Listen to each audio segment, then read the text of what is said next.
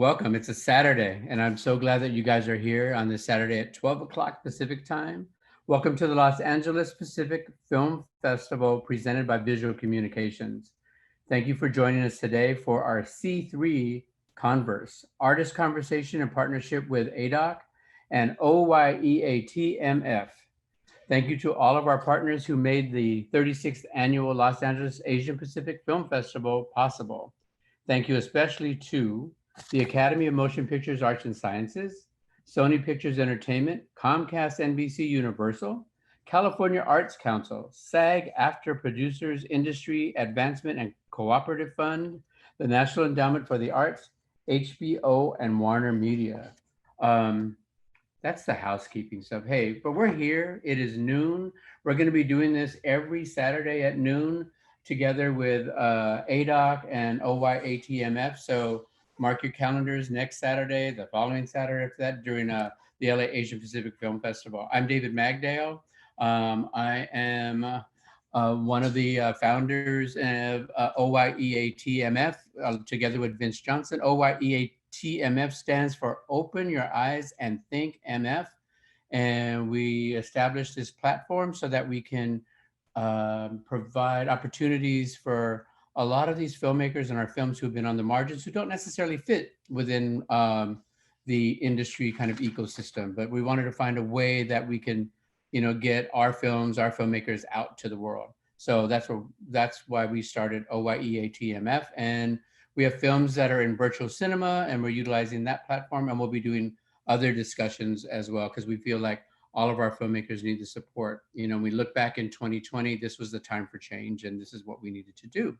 The great thing today and the rest of these weeks will be partnering with ADOC, that is like the Asian documentary. ADOC is a filmmaker-led national network of over 600 Asian Americans working in documentary.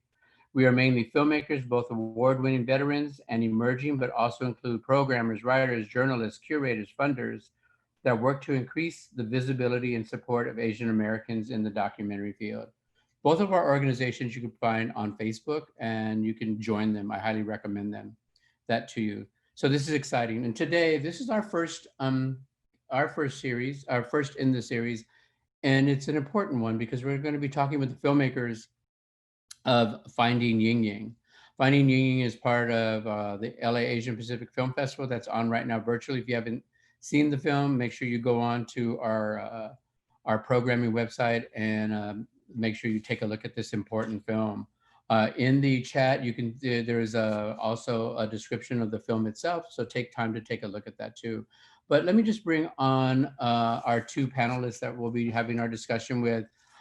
First of all, I want to introduce you all to this amazing new voice for us as Asian Pacific filmmakers. And she's the director, producer, and the director of photography of Finding Yingying. Please welcome Jiayan Jenny Shi. There you are. Hi, everyone. Hi. Hi, David. You. Hey, good to see you. Yeah. This is great. And then let me bring our second panelist member, and she's the producer of Finding Yingying, but she's also, this is her year. She's now a new member of the Academy. She was nominated for Minding the Gap for an Academy Award as well.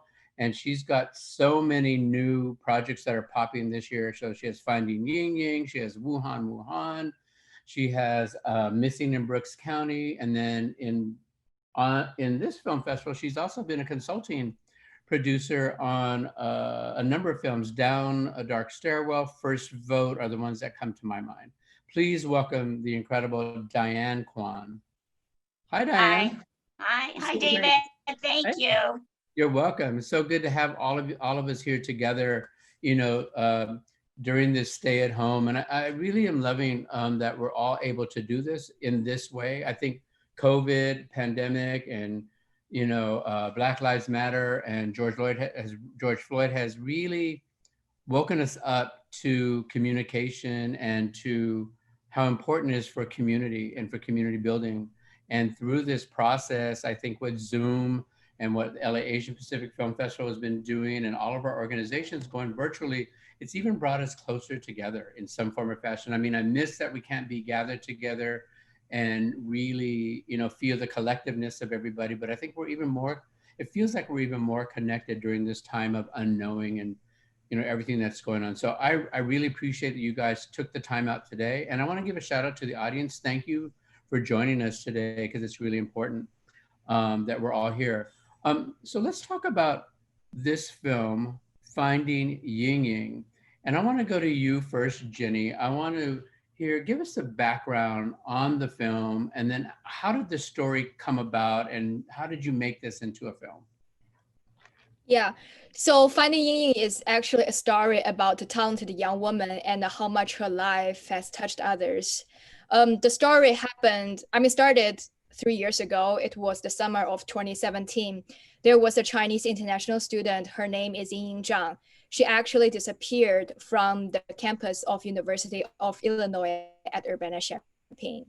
So at the time, it was really big amounts, international student, especially the Chinese community. And I was a student at Northwestern University in Chicago. I was studying journalism at that time, but not far away from Urbana-Champaign area. So for me, it really also hit me. And I was, trying my best to see what I could do to help them. So basically, I also post, the information about her on my social media. And just among Chinese students, it's really, it was really impactful. And my parents in China, when they learned her missing, they just kept texting me, to make sure if I was safe at that time. So, at the very beginning, everyone was just trying to find Ying Ying. And later on, we learned that Ying's parents actually flew from China for the first time to the US just to, be here and try to find their daughter on their own. So after the family arrived, I also joined the volunteers in the Urbana-Champaign area.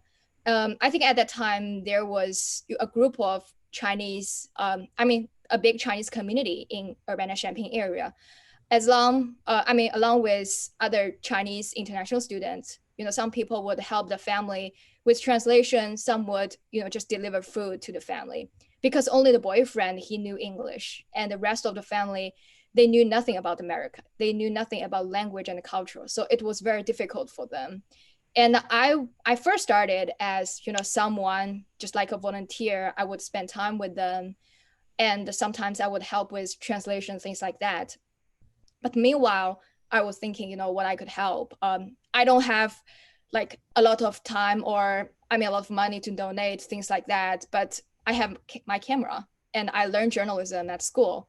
So I was wondering if I could just start capturing, what was going on at that time, and maybe start documenting, the places he used to visit, used to work, and maybe that's helpful for the family, in the future, who knows? So that's how I started. And at the time, there was I met a volunteer and also a student at U of I who later became the co-producer and also one of the cinematographer of the film. His name is Shiling.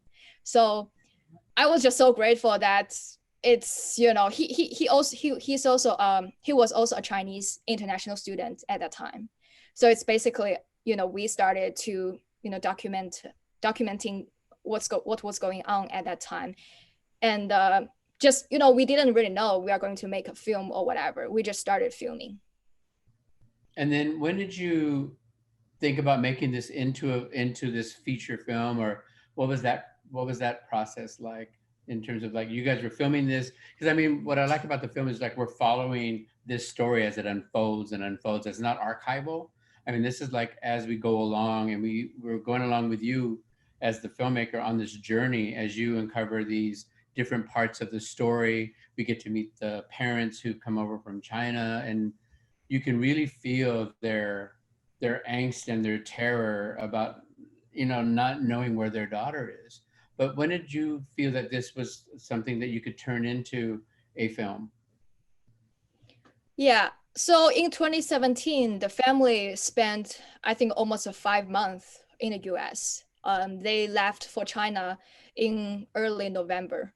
So I basically visit them almost every week.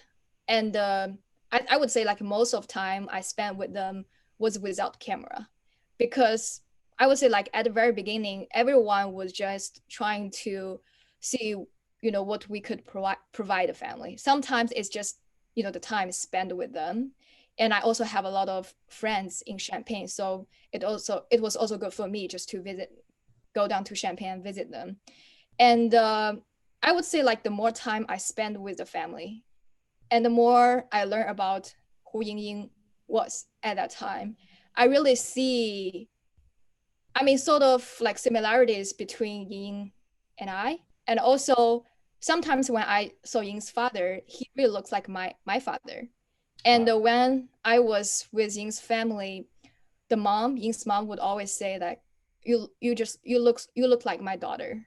So that was very like emotional moment for me. And other than that, the time spent with the family, the investigation and the case itself actually had some, major updates. So the police and FBI, they arrested the suspect, and then I think at that time they just made an announcement and saying that they didn't believe he was still alive. So after that announcement, a lot of things going on, and I knew that it was going to be a very difficult journey for Ying's family. And meanwhile, I also want to talk about like media coverage at that time. There were a lot of media, national and the local media covering the story and really focus on, the investigation and also the criminal. Some of them still covered Yingying's family, but from my perspective, it's really, typical victim stereotype. And for me, I just feel like, no, actually not. And even though I only spent, several months with the family, I already learned so much about Ying herself. And I just really feel like maybe I'm gonna put something together. And I told myself that I'm gonna keep filming and really to tell a story about Ying and her family. So I think that was, the moment I decided to, just follow their journey. I didn't know where is the end of the journey, but I would just follow and to see what I can make.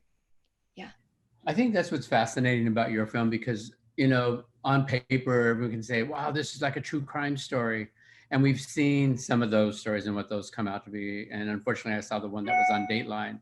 But what I love about Finding Yingying, this film, is you were able to humanize her. You gave us, even though, she's missing in the whole film, but through the way you guys put this film together, your editing, the DP, the music is amazing, but also to just everything all together, you gave us her as much as you could with the interviews with her friends, interviews with her boyfriend, and of course, the parents and then the brother, but everything all together along the line, just the way that all pieced together. And like you said, and all I could think of you as a first-time filmmaker, documentary filmmaker, investigative journalist, all of the above. All through that whole film, first time I watched it, um, it blew me away that you had the wherewithal to kind of pull this together and come up with this final product. What I wanted to find out though is how did you and Diane come together? So at what point did you guys start to collaborate or come together? Because it felt like there was this whole synergy of a team that was coming together. Yeah, so as Jenny mentioned, she started filming in 2017 when Ying disappeared, June 2017, and then in 2018. So throughout the year, she's a student at Northwestern. She created a 30-minute piece, short, Okay. about Ying. And at the same time, she was part of the Diverse Voices in Doc program at her Temquin. Temquin, for those who don't know, it's a collective here in Chicago. It really has been around for 50 years, and their goal is to tell stories that aren't told, and a lot of social justice films, most known for Hoop Dreams. And they started this program called Diverse Voices in Docs, and Jenny was part of that. It was their way of trying to get more people to tell their stories. That and Bing from Minding the Gap, for instance, was part of Diverse Voices. Was a fellow there, and as part of that, you are allowed to or invited to show rough cuts. So Jenny showed a rough cut of her half-hour piece. And I think Jenny and Brent, who is the other producer and also her professor at Northwestern, invited me to come and see it. And that's how I saw Bing's film, was in a rough cut version at Diverse Voices at Cartemplin. So I went, and I really thought it was powerful story, even in the half hour. And Jenny knows this, but as much as I was impressed with the film, I was really impressed with Jenny. She was already asking questions about, you know, what's the best way to tell a story? What's the most ethical? How do I respect the family? How do I tell Yingying's story so it doesn't feel true crime? I just was so impressed with all of the questions she was asking. So then I think it was about a month later, Jenny invited me to coffee and asked I wanted to produce the film along with Brent. I think that was it. Jenny, is that right? Yeah. And it took, at that time, I was producing Bing's along with two other films, Dilemma Desire, which also came out this year, and Gordon's new film. And at first I was thinking, I don't know if I can take anything else on, but I think you know this, David, and Jenny knows this. I do want to always try to have at least one film I'm producing by a first-time filmmaker, person of color, you know, if I can. And so it seemed like, well, maybe this is my opportunity to do that. So that was 2018, and we worked together since then. Yeah. And then you brought it into the fold with Cartemplin. Is that how that worked, or then they came on as producers? Yeah, so you have to apply to be a co-production with Cartemplin. Okay. So right. That's when I think a few months later, we applied to be a Cartemplin film, to consider us to be a co-production, and thankfully they said yes. But like I said, Jenny was already a fellow as part of the Diverse Voices, so I know that they were already a big fan of Jenny, and so we couldn't have done it without them. They've been so supportive of us. No, it's really phenomenal. I mean, just bringing all those pieces together. And as a producer, you know, talk about how you brought that team together with your DP, because he's amazing. I knew he couldn't be on this today because I really wanted him to be part of this too. But also the other thing that stood out for me and a lot of other people who've seen it was that music score. I mean, there was something about that. It wasn't, you know how sometimes you watch these films and they're like very overproduced. There was something about this that was like underlying, and it came up at the places where it needed to, and it went down when it needed to, and it stayed with you all the way to the credits. So how did you bring this whole team together? Was it both the two of you working together? Hey, we want this person. Talk about that. So Jenny, as she mentioned, Shalyn, who was a student at U of I when Ying disappeared, he was actually a student in the same department of the perpetrator. He also, I don't know, Jenny, you can explain, was he already starting to study film? So he's in sciences, but he loved film. So he already started filming, and now he's in film school here in LA. But he's who connected with Jenny when Jenny was looking for others who were filming down in Champaign. And so they decided to partner together. So both Shalyn and Jenny were working on this film since the beginning. Although at the beginning, they didn't know it was going to be a film. But Shalyn has been involved from the beginning. And this is his first film. And then at the same time, Brent, the other producer, Brent Huffman, was Jenny's professor at Northwestern. So he had already been working with Jenny throughout her developing the first half hour, and then just being a great resource throughout the project. And then we found our next step was finding an editor, and that was John Farbrother, who was editor of Abacus. And I think we just right of us were so impressed with what he had already done, and then how sensitively he talked about the story.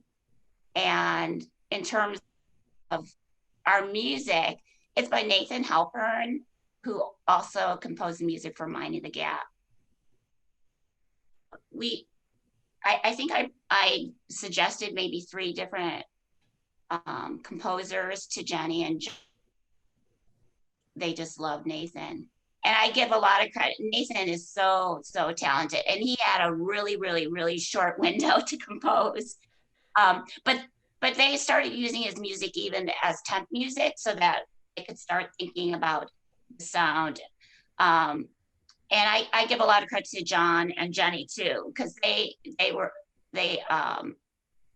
a lot of direction in terms of when to make it a little bit more hopeful and not to be overpowering, because we didn't want it to be a true crime like dun dun dun dun, like something, we wanted to keep it true to the story we wanted to tell. Yeah, we didn't want to get another Law and Order. Yeah, that was not, No. yeah. And I think that's what's so clear in this film. It's not heavy-handed. And in Jenny, having you read the diaries was kind of eerie, because I kept hearing, I don't know what her voice is, but in my head, that's her voice, even though you're reading the diaries and that's your voiceover. I mean, that's the other thing that's really tricky, because I'm never a fan of narration. I'm never a fan, I shouldn't say never. It's just a lot of times, having a director in the film, does that always make sense? But I think this one is one of the rare occasions where it really made sense, because it became personal to you. And that's why I really gravitated, because it was a personal story as well as her story, and then as well as a family story. And then as you keep looking at it, and it was as well as her boyfriend's story. So I think you became that voice. You became the camera by which we watched everything through. Share a story with us about putting that together with the editor, and what things you needed to have in there and what you couldn't live without, and then what ended up on the cutting room floor that you really wanted, if you want to share that. I don't want to give away too many secrets on that, but something, because I just felt this had to be difficult for you to do. Yeah, for me, I think I would talk about like myself in the film a little bit first, because I wasn't in the film at all at the very beginning. And after people watch like the 30-minute student cut, I heard people like asking, who's making the film, right? Why you are filming probably worst moments of someone's life, and why you are showing, so much like grief in the film. And also there were questions about whether you are exploiting your subjects, the family, things like that. Right. And we try to answer these questions, and I think we solve part of the problems by adding more Yingying, her diaries, her archival footage, like photos, childhood photos, because right now it's not a story about a grieving family. It's about a young talented woman. So part of the problem has been solved through more Yingying's material. But on the same, meanwhile, because I have so many similar experiences, just like Yingying she had when she first came to the States. And for myself, there's another like theme I really want to touch on, is the large amount of international students, especially Chinese students in the US. And for me, bringing like my perspective is really helping the audience to understand, and also somehow understand why Yingying got into the car. So there are a lot of like cultural nuance in the film. So I'm just hoping my presence in the film can really help. And also me reading the diary can also make the audience feel I'm a character in the film, and somehow feel Yingying is alive with us throughout the film. And in terms of like specific scenes, anything we just left out of the edit room, I would say the first rough cuts, we basically have pretty much what we want in the film. And later on, we took out a lot of like repetitive content. And the big part we took out is about the crime.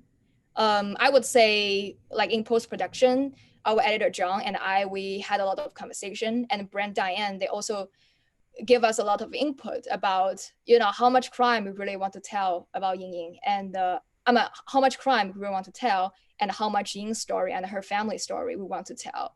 So at the very beginning, we have much more crime. We even have like a lot of court evidence, the photos, things like that of the crime scene, and the more recordings like surveillance tape, things like that. But in the final cut, we actually basically cut all the court exhibits in terms of the crime scene. We didn't even get into the apartment, and the only, recording we kept is really more about how hard Yingying fought back. So we are still going to highlight Yingying, not the perpetrator. So that's our intention, because we still want to keep basic facts of the crime. Otherwise, audience might not understand why the story, or what the story is, they may have difficulties to understand why we tell this story. So we still need that facts, but really to focus on Ying herself, her personality, even at the last moment of her life. And I think that was, what the major question we were asking ourselves in the editing room. But other than that, we have several shoots. I thought was like amazing because, the access was really difficult. It was an FBI trip.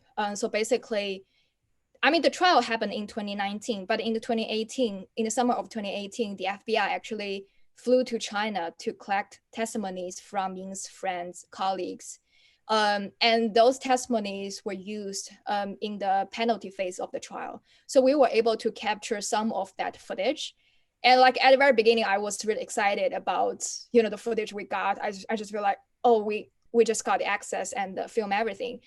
But actually in editing, it doesn't really work. It didn't really work for the story. So we just leave, those shoots. And we are happy with what we have right now because it's really a story about Yingying and her family. Yeah. No, exactly. And it wasn't just about the grieving family. I'm sorry, I stepped on what you were going to say, Diane. Go ahead. I was just to say for Jenny, it was hard to convince her to be in it in the beginning. So she would keep adding a little bit, and that was a little here, a little there, and I think to her, like what she said, it finally worked out in just the right way. And when she read the diaries, it just felt that definitely we wanted to see her as well. I would say as Jenny said, the true crime part, it's funny, I never looked at the film as being a true crime type of film. So when we saw the first assembly cut and rough cut with so much of it, I realized we do have to address it, like Jenny said, so that people knew what happened to Ying, that it wasn't, that it was not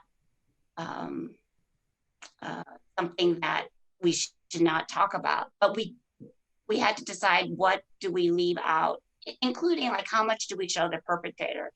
He is the one that's seen all over the news. We really didn't want to have him all over our documentary. It was really our hope, as Jenny said, to focus on Ying. And there are characters too that Jenny and Shilin shot that in the end had to come out or be cut down in a big way, because as you shoot a lot and you think all these people are going to be in it, but then you have to make hard choices. I think that's the beauty. It's also the beauty, and I think the trick with documentary, because you start off with one direction and then things happen, or like something else falls in, like that isn't working, and then you shift and go that way. And I think with that, and I can see, not that I could see that was happening, what I like was this is not a true crime, but it is a true crime show, but it's not in that same genre. So it's not going to be like over here on 48 Hours Presents. This is really, I can't wait for this to be shared everywhere, because I think there's so many different layers to this film that people can actually walk into. Not just the fact that she was murdered and brutally murdered. So like where that a lot of times it's like the brutal murder of so-and-so. This was like a young woman who trusted, only to take that away by someone who's crazy. I'm sorry, I said it out loud, but he's crazy. And it comes in there. And I like the fact that he's not in it as much, because like you said, during this trial, he was all over the place. And so the way you guys, and this is hats off to your editor and all of your whole team, the way it just kind of kept uncovering things as we went along. You know, even if you know the story, just watching how this comes in from the very beginning, where you start off with the diaries. And so we already know we're in with Jenny's reading the diaries, but throughout the whole movie, we get Ying Ying's voice, you know, and then we get to the boyfriend, you know, and I love that in the diaries, it talks about what her hopes and dreams were, you know, that part where she says, I want to have a baby too. I'm like, whoa, you know, who knew?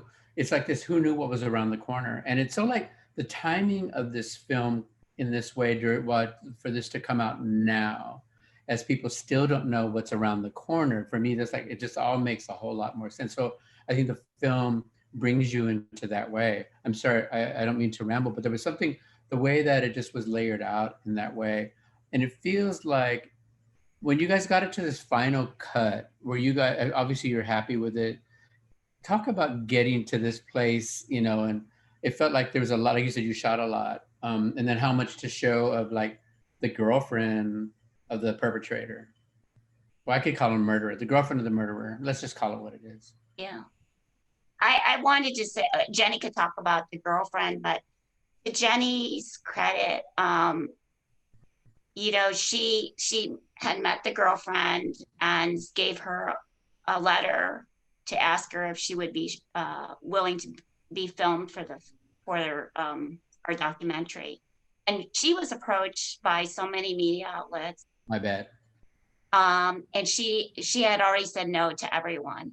But because of Jenny's letter and explained to her how our focus is really on Ying and the family and what they're going through, and wanting to celebrate Ying, she agreed to do the interview for us. And we were the only folks that she agreed to do it. So, but Jenny can talk more about the girl. Yeah. So her name is Tara. So basically, I mean, from my perspective, like there are a lot of like female characters throughout the film, and Tara herself is one of them. And I also want to say that like there are so many, I would say, like if you really want to talk about like victim, there are so many people, they are victim, and Tara herself, her life has been really destroyed by this incident, and also like the whole court case. And for her, she really wants to use her voice to do something really meaningful. And when I reached out to her, she knew that I'm Chinese, and that's a community that she wants to talk to. And she was also thinking about setting up a meeting with the family, but she didn't know how. So when we met her, she actually told us she wanted to set up a meeting with the family and really talk to them. And we talked to the family, and the family, apparently, they were also thinking about try to meet Tara. So basically we just made it happen. And I would say like throughout the conversation and time we spent with Tara, she was really, you know, I mean, she was really on the family side, and she is still on the family side now. And she just tried to give everything she could to help the family, to help them how to recover from this tragedy. And she's so articulate, and just read her emails, read her letters. You really feel that, you know, she's really brave, because, you know, working with FBI and being, and, you know, just working with FBI and being with a killer, that was really dangerous. And we also really admire her courage. And I think, you know, at the end of the film, we have a short meeting. We include a short meeting between Tara and the family that was also showing, you know, the humanity behind the tragedy. You know, also showing, you know, not just the Chinese community is supporting the family, helping the family. There are Americans, you know, also want to support the family and to, you know, help them get through this difficult journey. No, that's for sure. I mean, you could feel Tara's fear in the scene where she's like, "Oh yeah, we're gonna go to the concert for Jenny," and she didn't know that at that time that her boyfriend, husband, whatever that was, relationship, that he was the actual perpetrator. Until we get to that scene and you share that, and she shows all that, I was like, and she's at least she had the wherewithal not to just sweep it under the carpet. And she said, I got to figure this out. And she was able to capture him from what I could see, saying what he was saying and basically admitting to the crime. It was so eerie. And it was the eeriness though, it wasn't eerie in like a, Dateline or 48 Hours kind of eerie. And it wasn't like the music. That's why I said the music was so important. It wasn't so heavy handed. You could just feel this fear. And she said, I fear for my life. I'm with this crazy person. How do I get out of it? Because I could be the next victim. And especially because he was talking about the bat and talking about how she fought back, which I think also leads into like what you were saying, where you wanted that to come out because she was a fighter. She didn't go out passively, and she wanted to stand for something for her life. I mean, it was hard to hear, but it was good to hear, and from my perspective, that she fought for herself to try to get away. But it was just that, unfortunately, it didn't turn out that way. I mean, what you took a subject that could really been so salacious and so gruesome, and you could just stayed with that, and you get all these people who will tune in to look, right? But you gave it so much grace and humanity, and you gave us her life. And then even with her parents, like you said earlier, this could have been all about the grieving parents. And I thought you had a well-balanced portion of that with it, because I don't know what that's like because I'm not a parent, but you could feel the mother's pain where she's standing doing the press conference. She just like breaks out into this like cry. What was that like working together with them, and especially because when the mother tells you, "Oh, you remind me of my daughter," how was that for you as a person / filmmaker? Yeah, I would say it was really difficult, especially as a first-time filmmaker. I haven't, met similar situations before. So at very beginning, I feel like I stayed too close with the family. So when they were in Champaign, I basically lived with them because, I mean, for them, especially for the mom, she feel like it's good to have someone around her daughter's age, just staying around. And for me, it's also good because otherwise I need to find a place to stay. So they would, I would just basically stay in the same house with them. And you can really feel the grief, in the air. And for me, that's emotional wise, is really difficult to handle. And later on, when I went back to China, I also stayed with them, live in their house. And the parents, they really treated me like their own kid.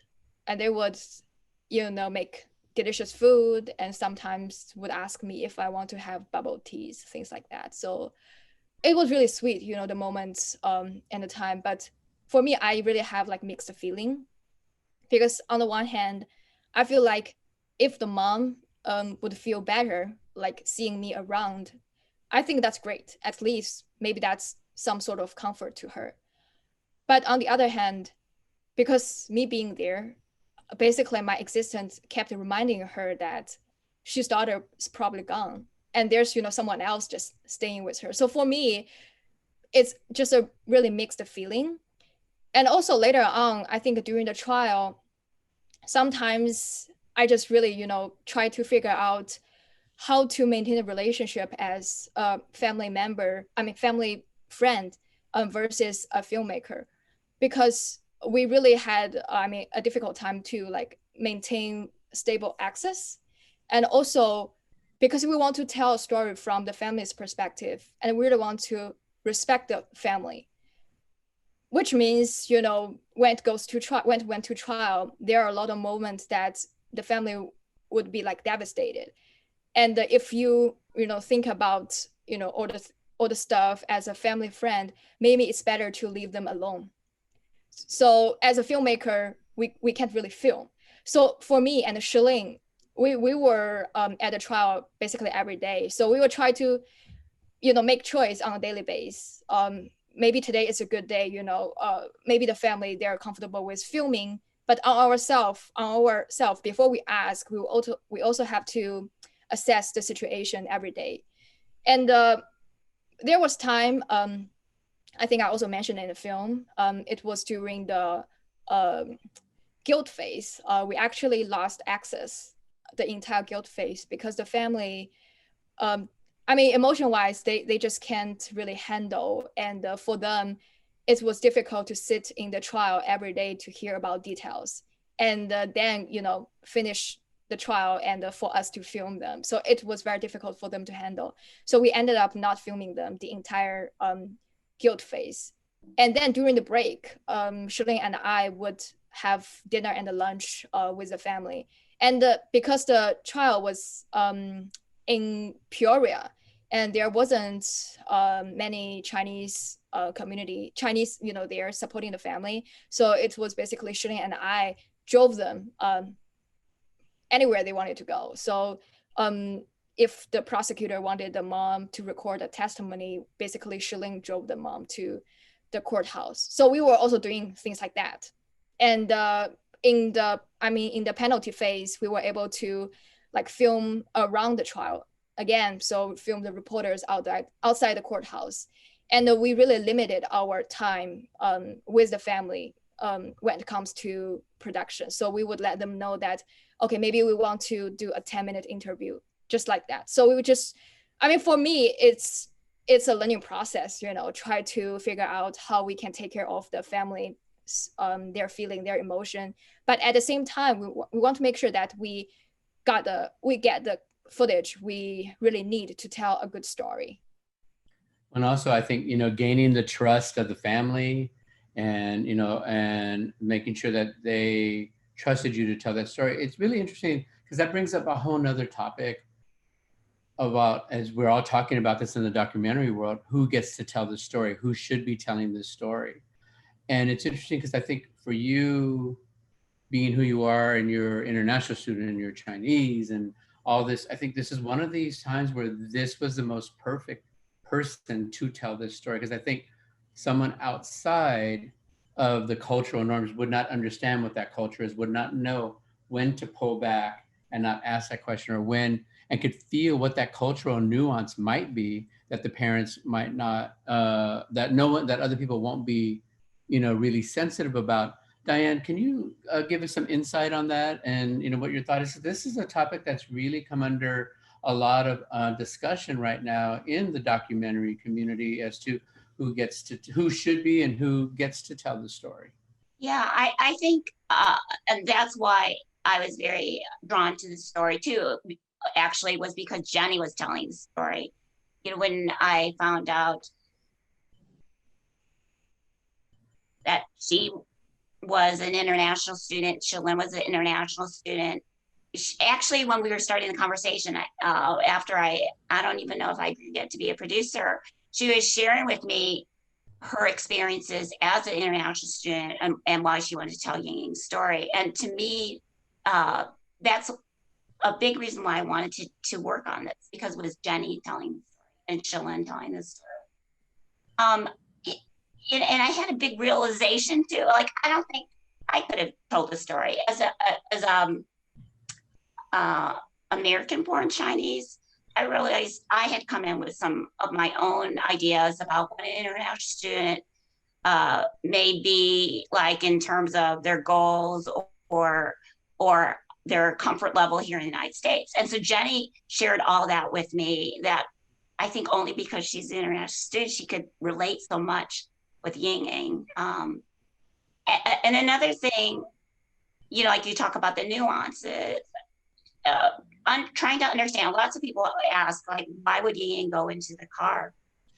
And Jenny explained to me that she did a similar thing when she first came to college at Northwestern. It was late at night, and she was coming out from a meeting, and someone offered her a ride. Someone that she had seen, I think it was, but did not know at all. So at that point, she wanted to get home, and it's late. And so so it helped me to understand why Yingying might have done that, because Jenny went through a similar experience. So I do think it's important, for this story especially, it was important that it was Jenny or another Chinese international student. And I think that is a great conversation that we're having in the doc world. I know for me, it's made me stand back and look at stories I'm involved in, and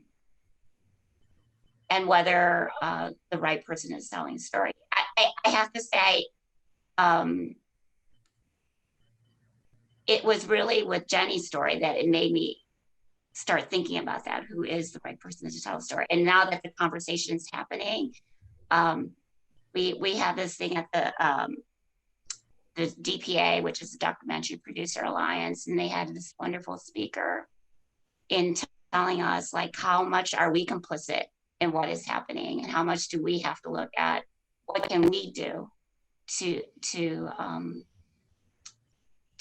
help the documentary world tell the stories that they should. And I realized myself, I have to do that myself in terms of looking at the story, not just looking at the director, but also the other people involved in the film. So I'm grateful for this experience, because it really taught me a lot about my own things I have to think about. And I think the timing of this film and this story coming out now, you know, while there's so many conversations around xenophobia, xenophobia, brutality against Asian Pacific, you know, folks here in America under the, you know, the current situation in these combos. I mean, you know, do you feel, and this is to both of you, that this film can help in that conversation in terms of maybe bridging gaps or having it as a dialogue sort of? What's your thought on this? I mean, because we're living in a time where we see hate speech coming in, and you've got this that had happened. What's your thought on that? Well, I really hope it does start those conversations and break stereotypes about who an international student is, whether it's Chinese or any other international student who comes to the United States. I think there's this image that they're all rich and, you know, and they're trying to take our jobs. And I hope that when you see this film, Yingying came from one of the poorest communities. Her family did everything to bring her to give her the opportunity to come to the United States. And her whole goal was to go back to China and teach in rural schools. And I really hope that when people, you know, hear her story, they realize, you know, this story that they're told about these Chinese students that are coming is so well, I don't know, stereotyped, or a perspective that people are trying to tell us that is so wrong. And we started to see it, Jenny and I, the conversations. We had interns at Cartemquin who were not Asian, who were helping us do research. And they were just sharing that they had an image of what an international student, that they wanted to stay by themselves, not necessarily want to reach out. But like Jenny shared, sometimes they want to reach out, definitely, but they're worried about their English, or they're worried about their perception. So it has to be a two-way street, that that maybe a student at University of Wisconsin takes the initiative to reach out to an international student. And that's what he shared with us, that it has changed his perspective when he was going back to college on international students. When we started the film, all this hadn't yet, the xenophobia and especially a lot of focus on international students and taking away the ability for them to come back, some students. That wasn't at the beginning of when Jenny started telling this story. And it was amazing how quickly this became part of the conversation. I don't know, Jenny, if you wanted to talk about that at all. The international. Yeah, I think Diane pretty much talk about, what we try to, like the impact we try to make. Definitely, bring Chinese student, I mean, international student and American student together, because there is a gap in between. And I feel like the contribution of international students, there are different ways. One is definitely like economy. Actually, international student, I would say like many Chinese students, including me, we pay full tuition to the universities, and it's actually also create other like revenues relevant. And at the same time, I think universities having international student is also creating a more diverse environment for American students. So I think the benefit is mutual. So I definitely feel there should be more work to be done to provide a better environment for both Chinese, or I mean international students and American students, and also to make America a more inclusive, country, and welcome more talents to create better things for the whole world. I think that's great. What I wanted to find out is, where is this film going next? Can you talk about, I know we're here at the LA Asian Pacific Film Festival. Where is it going next after here? Other festivals are you guys going to? We're trying to figure out what's been announced or not. Oh, okay. So basically, if people want to know, they can go to our website. Is probably the best place.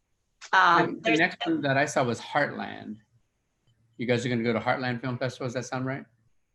Yes, actually, we have a lot in October. Yeah. So you have a big, robust schedule of festivals that you're going to, and I guess, is it your website? Yes, www.finding.com, and you will see all the upcoming screenings on the See the Film page. And yeah, I think we are really grateful that finally we can share Ying and her family stories to more audience. And that's our ultimate goal. And that's also why we want to make the film, because, tragedy like this happened. It's very easy, for people to forget what's left behind. But if we have the film in the world, and also we show the film to the family before. Oh, that's what I was going to say. And what was that reaction?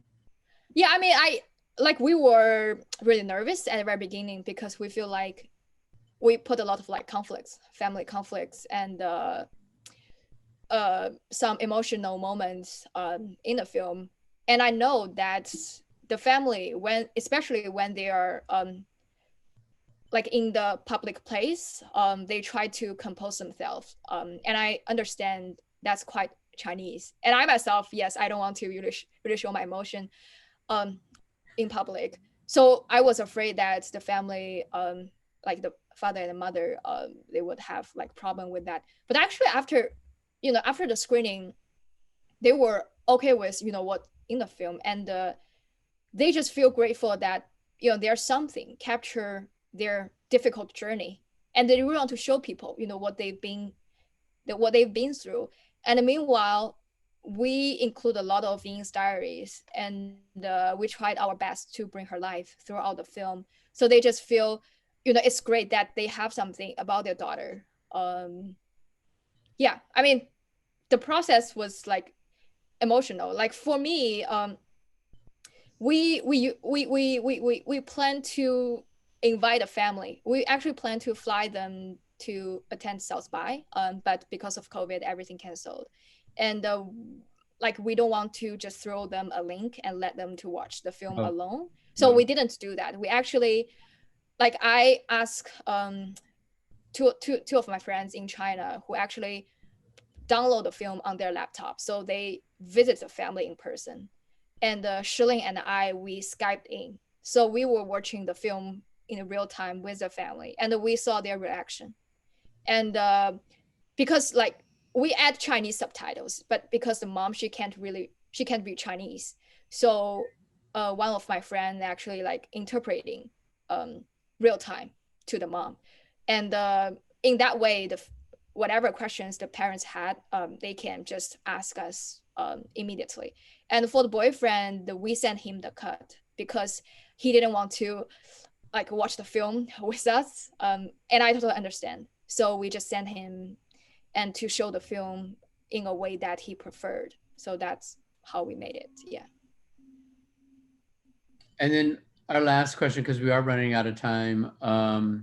What's coming up for you next? I know you're getting this out there and we can't announce where it's going to go next, but there's going to be a big announcement that's going to come up. So that way, the good thing is more people will be able to see it.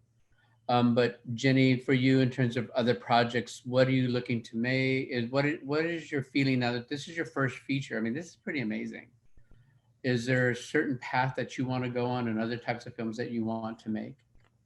Yeah, I think I'm always interested in like current affairs and especially about Chinese and Chinese American experience in the US. And for me, right now, the political climate is a big moment. The China-US tension actually caused a lot of problem. People like me actually being a Chinese in the US, and I'm doing some research and probably explore, some topics about ordinary people who caught in between the political conflict and to really see how our lives has been affected. And I'm also interested in women's rights in China. So that's basically the area, I'm exploring. Yeah. Wow. Diane, what about you, Miss Busy 2020? Well, I'm really grateful. There's, in addition to Finding Yingying, 3 other films coming out. 3 other films were out this year, and Wuhan will come out soon. And then just producing other films, one new film by a first-time filmmaker again, and then a few other films in development. And then I am developing a fiction film, and which features 2 Asian leads, and that's like that was always a goal for me to work in fiction and to feature Asian faces be in front of and behind the screen. I love that. I mean, the good thing, and I'll close up on this, that we're at a moment, and it is a moment, and it's a movement with all of these stories being told, like I said at the top of this.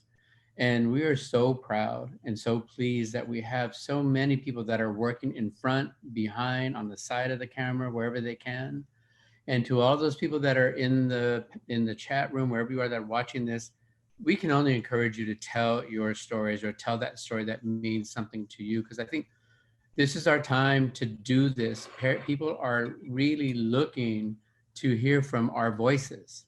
So don't sit around waiting. This is the moment to really, if you need to put pen to paper or, type it up, this is the time to do that, or get behind the camera. Look what Jenny did. She thought it was a very interesting. She and Shilin got it. Let's just film this. And now we have this feature film that's there. So this is the thing that we want everybody to take away while we're at the festival and continue this movement, so to speak, for all Asian Pacific, Asian American filmmakers, creators, people, like I said, in front, behind, everything, that this is the time. The other thing too, want to thank the LA Asian Pacific Film Festival. Please watch everything that's on there. There's some amazing, amazing programs that are coming up. I want to thank our panelists, Jenny and Diane. Applause to you for really having the courage to just step out. I mean, making a film is no easy task, but for really giving us this story so that we do not forget who Yingying is. And also that she, that her parents still can find healing, which will be a while. And also to you, Diane, for all the work that you do, because you've come from corporate, from Paramount Studios, to here you are doing the work. And I think that's the other thing too that I want to leave there. It's time to work. We can sit around talking about stuff, and I love these Zoom conferences, but we have to get out there and do the stories. So with all that, I want you to tune in next week too. Check out, we have next week, we're going to have an amazing, amazing fireside chat with the amazing Diane Quan, sitting together with the other amazing producer, Nina Yang Bon Jovi. So these are some powerhouse. If you don't know their names, you will know now. So it is with great honor, with great pleasure to say thank you for joining us. And all of you who are on Facebook, check out ADOC, check out Open Your Eyes and Think MF, because we're all trying to make the change. Instead of sitting around whining like, oh, we can't do this. Both of these groups, we're just trying to level it up so we can be part of that conversation, so we can make sure that we support all of our filmmakers. So thank you so much. Happy Saturdays. Thank you. Oh, Thank you. Thank you, Vince Johnson, Lalani, Isil, Marvin, and Ryan, and Mr. Culado for pulling this all together. These conversations are amazing. So check it all out. Thank you again. Yeah. Thank you so much for having us. Thank you. Thank you. Bye. Bye.